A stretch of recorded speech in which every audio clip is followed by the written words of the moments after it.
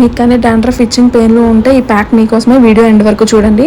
First వచ్చేసి 2-3 table spoons of మెంతులు తీసుకొని నానబెట్టుకోవాలి నైట్ అంతా. తర్వాత వేపాకులు తీసుకొని వచ్చి వాటిని ఫ్రెష్గా క్లీన్ చేసుకోవాలి, ఎందుకంటే డస్ట్ ఉంటుంది కాబట్టి.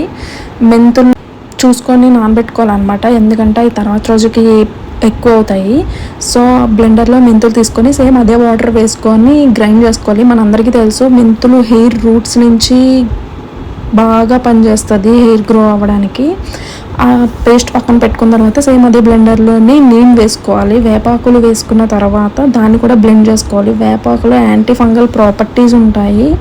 అండ్ నెక్స్ట్ కర్డ్ వేసుకోవాలి. కర్డ్ ఏంటంటే డాండ్రఫ్ విప్పడానికి ఫస్ట్ బాగా పనిచేస్తుంది అనమాట.